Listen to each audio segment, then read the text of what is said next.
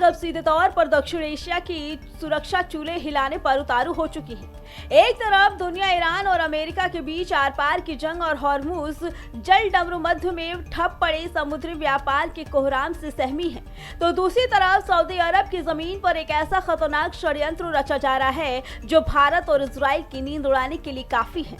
हाल ही में पाकिस्तानी हुक्मरान army chief असीम मुनीर और प्रधानमंत्री शहबाज शरीफ को मक्का की पवित्र भूमि पर अचानक देखा जाना ये कोई इत्तेफाक नहीं था। जुम्मे के दिन बुनी गई इस चाल के तार सीधे तौर पर एक नए और आक्रामक सैन्य गठबंधन से जुड़े हैं। इसे नाम दिया जाता है इस्लामिक नाटो। पिछले एक महीने से पाकिस्तान और तुर्की के बीच चल रही गुप्त खिचड़ी अब परवान पर चढ़ चुकी है। शुरुआत में सऊदी अरब इस खेल में सीधे तौर पर शामिल होने से हिचकिचा रहा था, लेकिन भू राजनीतिक दबाव के आगे उसे भी झुकना पड़ा। इस त्रिपक्षीय डिफेंस डील का ब्लूप्रिंट बेहद खौफनाक है। सऊदी अरब की तिजोरी, ये देश इस संगठन को अमली जामा पहनाने के लिए अकूत धन और आर्थिक ताकत झोंक रहा है। तुर्की की खतरनाक टेक्नोलॉजी, एर्दोगान की हुकूमत इसमें अपने मारक ड्रोन और अत्याधुनिक डिफेंस टेक्नोलॉजी झोंक रही है। पाकिस्तान का परमाणु ब्लैकमेल, बदहाल हो चुका पाकिस्तान इस डील में अपनी जमीन और अपने परमाणु हथियारों की धौंस को शामिल कर रहा है।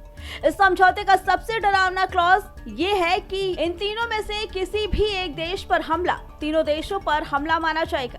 यानी भारत या इजराइल के खिलाफ अगर कोई एक भी कदम उठाया गया तो तुर्की के ड्रोन और पाकिस्तान के नापाक मंसूबे खुलकर सामने आ जाएंगे। इस अलायंस में जानबूझकर तुर्की को इसलिए लाया गया ताकि भारत पर सीधे पलटवार की वो कमान संभाल सके जो सऊदी अरब खुलकर नहीं कर पा रहा था।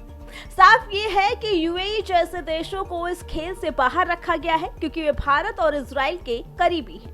जब मक्का में भारत और इजराइल को घेरने की ये पटकथा लिखी जा रही थी, ठीक उसी वक्त इजरायली प्रधानमंत्री बेंजामिन नेतन्याहू ने प्रधानमंत्री नरेंद्र मोदी को आधी रात को फोन मिला दिया।